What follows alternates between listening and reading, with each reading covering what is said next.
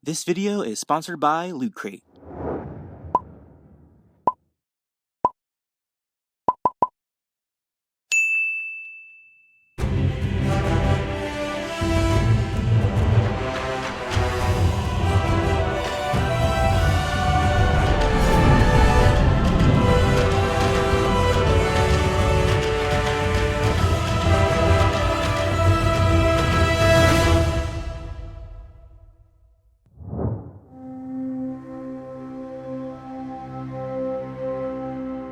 The United Republic of Nations, a society where benders and non-benders from all over the world could live and thrive together in peace and harmony. The capital of this united government was called Republic City, one of the first modern and urban cities in the world of Avatar. And like the modern world that we live in today, the big city was a melting pot of culture, but it was also a city of neglect. The product of this negligence was poverty, a gaping hole between the rich and the poor. What, are you some kind of criminal? No. You don't know what you're talking about. We were orphans out on the street. I did what I had to do to survive and protect my little brother.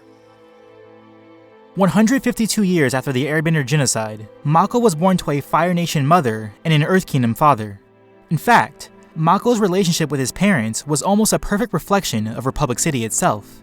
They represented the melting pot of culture, two nations joined in marriage. But they also represented the victimization of the city, mugged and killed by a firebender in front of Mako when he was only 8. Mako turned cold, now orphaned and tasked with protecting and raising his little brother Bolin. The pair quickly fell into the criminal underworld, doing odd jobs for the triads throughout the city. They would learn a lot from their experience, increasing their street smarts tenfold. But Mako wanted a more legitimate life, one that would bring him and his brother out of poverty. In time, Mako and Bolin would join the Pro Bending League, participating in legitimate sport rather than petty crime. There they would meet the new avatar, Korra, and through a series of events, they would go from a professional sports team to a dynamic fighting force, protecting Republic City on several occasions. Mako went on to help Korra defeat Amon in the Equalists, face off against Unalaq and the Dark Spirits, apprehend the anarchist Zahir, and defend against Kuvira and the Earth Empire. Though much of Mako's elder life is unknown, he was noted for his loyalty, his passion, and his determination. I know you usually handle these, but frankly, your head's not in the game. I'm gonna take this one. 2 years after Mako's birth, his little brother Bolin was born. Bolin was molded in a much different way than his older brother. Where Mako was cold and hard, Bolin was warm and sympathetic. Much of this comes from his being sheltered by Mako. While Bolin was a criminal himself, helping the triads commit illegal acts, Mako took the brunt of it. One could even say Bolin lived in the shadow of his brother for much of their childhood and well into their formative years. But when they met Korra, that changed. Bolin started to make a name for himself, becoming the sole captain of the Fire Ferrets, his pro-bending team, starring in his own mover, and acquiring an officer position in Kuvira's army. But most of all, he manifested an ability with lava bending, one of the rarest elemental forms in the world. Bolin was certainly sheltered for much of his early life, but as an adult, he paved his own way, becoming his own bender, his own man, and his own name.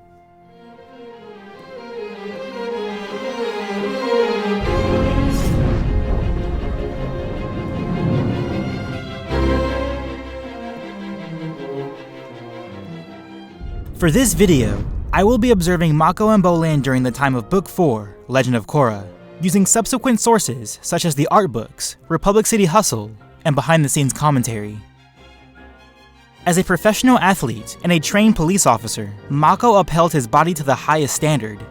Though he did not have the same training as a Fire Nation soldier, he would still be a prominent physical opponent, capable of deft throws, powerful strikes, and agile leaps and bounds. Bolin was also very fit, with foundations in pro bending much like Mako. But Bolin packed more mass than his brother, more of a wrestler than a boxer, which sort of makes sense considering the traditional stereotype of an earthbender. But that's not to say that Bolin was not agile, as he frequently dodged attack by way of his acrobatics.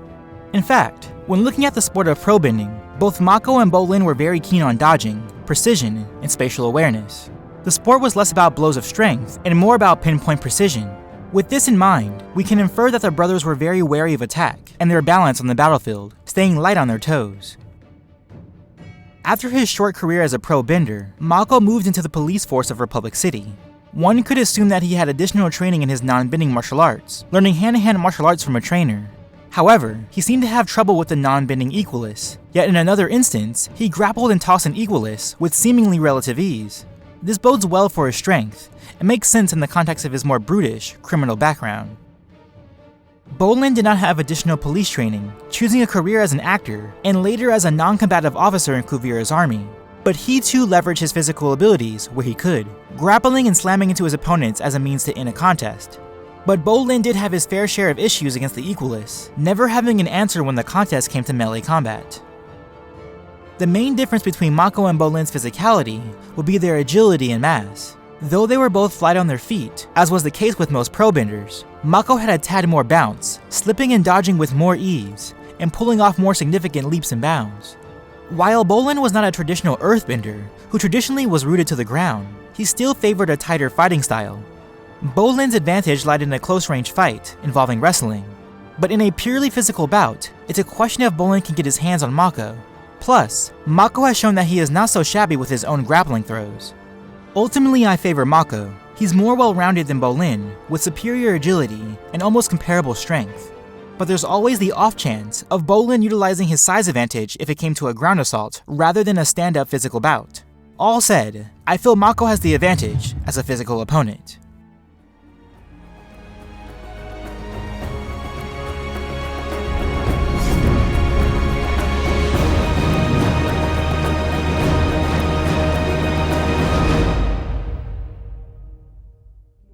Firebending was the element of power and energy. Unlike water, earth, and airbending, firebending came from one's chi instead of an existing element. It may have lacked in the defensive approaches of other elements, but it more than made up for it in a dominant offense. Unlike conventional firebenders from the Fire Nation, Mako was not classically trained in the ways of firebending. Instead, he was taught by the Triads and other gangs of Republic City. Over time, Mako became more and more proficient with firebending, learning from very different sources. Initially, he was self-taught, fending for himself and his brother on the streets of Republic City. He showcased a natural talent with fire, able to win most of his exchanges with thugs and the like. Mako's skill would garner the attention of the Triple Threat Triads, whose leader had a particular fancy for Mako. His skills would also be enhanced during his short pro-bending career, and he would receive additional training from the Republic City Police Force, presumably. Earth was the element of substance, classified by its strength and fortitude. The bedrock of earthbending was rooted around negative and positive Jing, the wisdom of knowing when to wait and when to strike. Over time, the style and substance of earthbending evolved. Traditional earthbending was more about power, blows of strength. Modern earthbending was more about precision, strikes of speed. Much like Mako, Bolin was initially self-taught, simply defending himself against the other benders and non-benders of Republic City. His real training did not start until he met Toza, another earthbender, and one of the best pro-benders of his time. This led Bolin down the path of modern earthbending. Where traditional earthbending was far more firm, modern earthbending was light-footed. Though this is true, I do want to be careful about oversimplifying Bolin as a pro-bender purist. After all, in active combat, his style translated more to the conventional ways of earthbending. That all said, Bolin did have some other forms of training. Though he lacked an affinity for metal bending, he did have a natural ability with lava bending after confronting Gazan of the Red Lotus. Mako's technique as a recreational firebender translated well into his real-life combative efforts. Beyond pro-bending, the rest of his young adult life was marked by experience. Most of that experience coming from his time in the Republic City Police Force and defending the Earth King. Mako's technique gave him a solid foundation with solid fundamentals, which is what gave him a fighting chance against any opponent. But Mako also used some advanced and evolved forms of firebending as well, using fire to help him glide and lightning for a wildcard attack. As stated before, the leader of the Triple Threat Triads, Lightning Bolt Zolt, took a liking to Mako. In doing so, he taught Mako the ways of lightning bending and redirection. Mako has showcased power and control with his lightning, powerful enough to disable several tanks, control enough to incapacitate his foes. Mako's power with lightning was so potent, he was able to hit a mon with it while being bloodbent. But there were limits to Mako's lightning.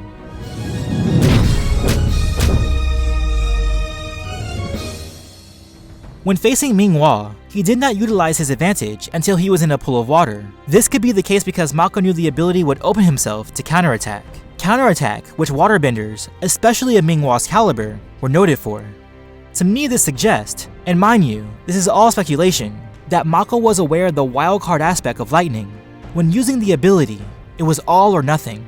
We have seen that lightning can be dodged in the Avatar universe, and when facing someone who can retaliate, it's a dangerous ability to attempt. That is why, in my opinion, Mako could only use it effectively once Minghua surrounded herself in a pool of water, with a much wider area of effect.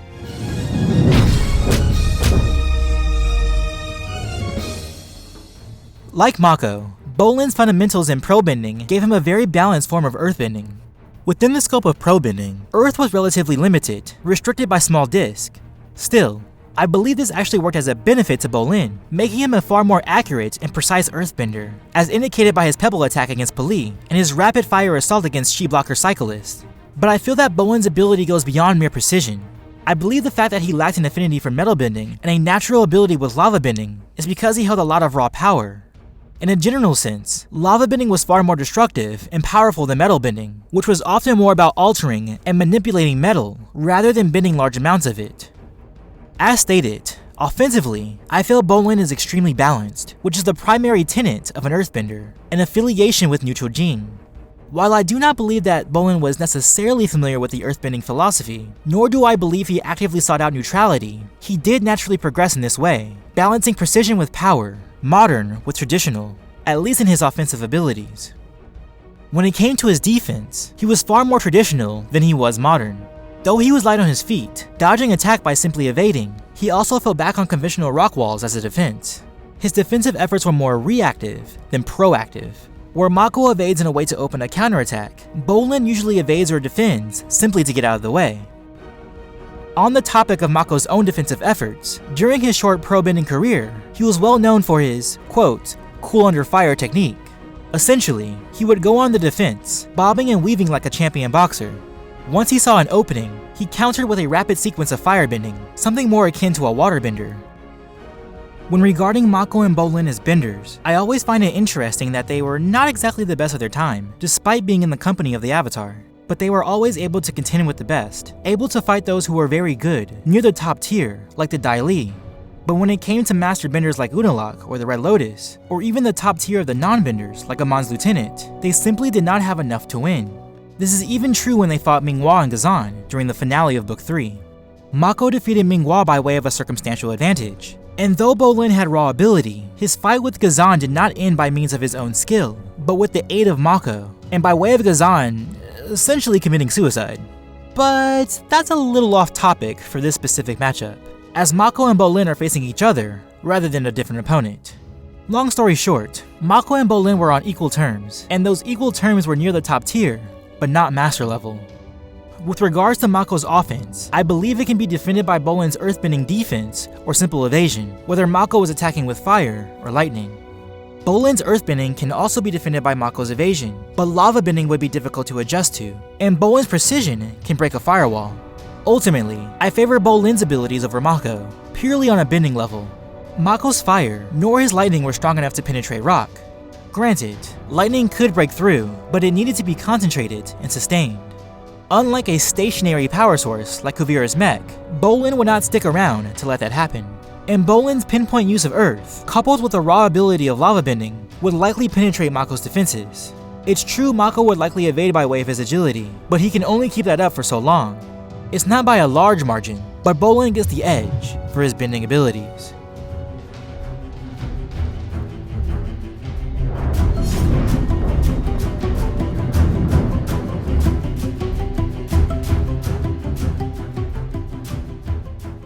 Most firebenders were noted for their passion, whether positive or not, but Mako was quite jaded and apathetic.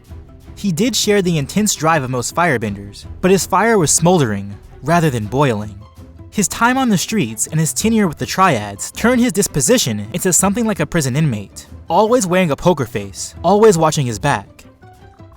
In complete opposition to Mako, Bolin was a bubbling personality, somewhat gullible, and not always aware of his surroundings. He isn't exactly a hill and valley personality, favoring more of his positivity than his negativity, but he was a fair bit more passionate than Mako, in a sentimental sense. Mako was also a very relaxed fighter, not to mention he was quick-witted and strong-willed. Relatively speaking, he was a balanced fighter, favoring neither his offense nor his defense over the other. Typically, he started out his fights with evasion, simply bobbing, weaving, and slipping his opponent's assaults. Once he found an opening, he attacked.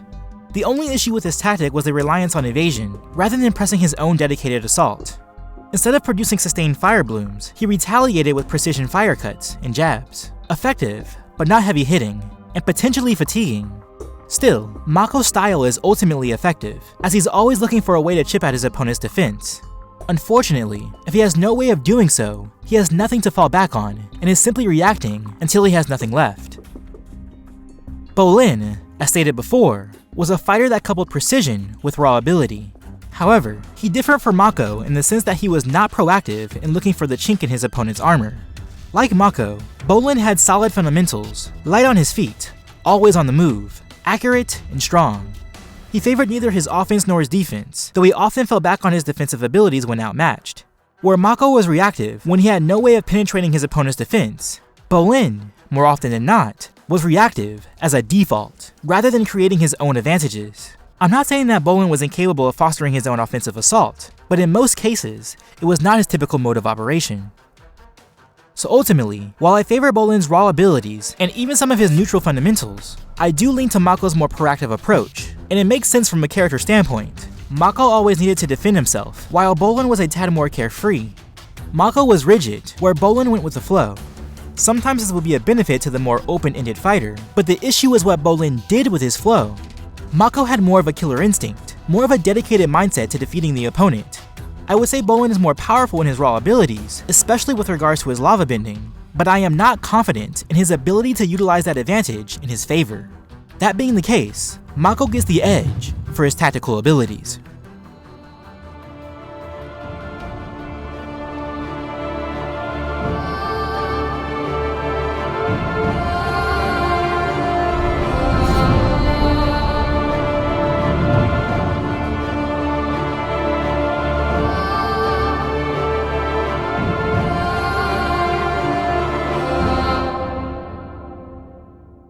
Mako and Bolin, two brothers who made it out of Republic City. They were the product of hard work, fierce determination, and natural ability. Though they were not top-tier fighters, they always gave a good fight. But if they were ever at odds and faced each other, who would win? Let's set up this fight. Let's say it takes place outside the city limits of Republic City. In this hypothetical scenario, there will be some sort of conflict with the brothers. For the sake of argument, let's say Bolin did not want to leave Kuvira's army, and actually sided with her ideals. The result? Mako and Bolin meet on the battlefield, and thus, we have our conflict. The following is a hypothetical explanation of these outcomes. The beginning of the fight would be about distance, but it would also be a cautious affair. Both Mako and Bolin would be familiar with each other's styles and tendencies, but much of the early fight would be about filling each other out, and how serious they wanted to take it. Mako would open with his standard fire jabs and kicks, while Bolin would throw out his own set of boulders. But it would be less of a battle, and more of a sparring arrangement, neither wanting to do the other true harm. Spoiler alert for Captain America Civil War. Think the first fight between Iron Man and Captain America, as opposed to the final fight. Spoiler alert ended. I really don't see this matchup ending in the early fight at all, because of the pre-existing relationship between the two characters. It would be a 0-0 split. Most of this early fight would just be a sparring match, both brothers waiting for the other to make the first real move. The real question here is who is more likely to take the initiative. And in this case, I think it will be Mako who would turn up the heat. In line with their personalities, Mako would take the fight more seriously at first, switching his mindset from brotherly love to combative force. And just like he usually conducts himself, he would start slipping and dodging until Bolin's defenses opened up. And once Mako found that crack, he would exploit his brother's more lax fighting style. But Bolin would answer with his own stonewall defense, defending against the jets of fire with walls of rock. Predicting this, Mako would use his jet propulsion to get better positioning, either gliding over the rock wall and landing behind Bolin, or side gliding to get a left or right flank. And with two fingers outstretched, he would shock Bolin with lightning, incapacitating his brother. But there is also the possibility that Bolin would remain on his toes, ready to defend the lightning strike despite Mako's fire jet flank. That being the case, I favor Mako for a 4-1 advantage in the mid-fight. Mako was far more battle-minded than Bolin, not only because Mako sheltered his brother as a child, but in their everyday fights as well. Bolin was not an active fighter. He did not fight in a way that actively subverted his opponent's defenses, whether fighting against the Equalists, Kuvira's mechs, or Gazan. but he is very reactive, which is why he cannot be completely counted out. Considering his more balanced and light-footed earthbending style, there's a chance he could defend himself to get out of the mid-fight. If Bolin does manage this, or Mako simply cannot find a way to pierce Bolin's guard, the bout will progress into the late fight. At this point, I think both fighters would throw all pretense aside, fully engaged in the battle. Mako would already be engrossed in the battle, which in turn would set Bolin off as well. This sort of runs in line with their sibling relationship. It was always Mako taking the lead, and Bolin following suit. Only in this case, it would be Mako's tenacity that would awaken the beast within Bolin. With this, Bolin would channel his raw ability, utilizing the devastating effects of lava, putting his brother on the defensive. Mako would dodge and evade as he usually does, bobbing boulders and leaping over lava streams, but he can only manage this for so long before fatigue sets in. In the late fight, I can see this ending in several ways. In favor of Mako, I can see him attempting to breach the gap between him and Bolin, gulling Bolin into a physical match. While this may seem ill-favored to Mako, it would really be a way for him to open up the fight into a wrestling match, but as Mako did to Amon, he would stick his fingers out, shocking Bolin with his lightning until he fell unconscious. In favor of Bolin, I can see him creating lava lake after lava lake, giving Mako less and less space to volt on. This would capitalize on Mako's diminishing energy, making it more and more difficult for Mako to evade. It would also make it more difficult for him to produce fire and lightning. And Bolin could finish him off by forcing him to concede within the lava moat, or slowing Mako down enough for Bolin to trap him in a rock wall, or tagging Mako with a well-placed pebble to the head, knocking him out. Whatever the case, I see Bolin taking a 3-2 advantage in the late fight. Once the gloves were off, and he brought his full power to bear, it would be too much for Mako. Mako could certainly retaliate, especially with his cool under fire mentality, and he would likely utilize his own tricks, but I think he would gas out before he could effectively employ those advantages. That said, Mako's overall total in the match would be 6 out of 10. Of all the scenarios, I do see this ending in the mid-fight. The fight would open with neither brother wanting to do harm to the other, but I find it more likely for Mako's killer instinct to jump on an advantage than Bolin's would. And though Bolin has more raw ability and the skill to use it, without being prompted or directed, I do not think this advantage would come soon enough, at least to secure a consistent majority. The matchup would be very close and hard fought, but the one who would more likely come out of the ashes would be Mako. And thus, I declare Mako, the Republic City street kid, the cool under fire bender, the victor. Of course, this is all my opinion based on my interpretation of the lore. Do you agree that Mako would take a majority against Bolin? Or do you believe the famous Nut Tuck is more likely the victor? Let me know in the comments below. And of course, peace, love, and remember, be water, my friends. The question still stands. Who was the better avatar? Do I like it? Do I not like it? Oh, I actually kind of like it. Oh my god, I like Airbending a lot. It can be debated that Sora packed more punch than Aang. This is definitely the case at close range, though a little more murky at long range.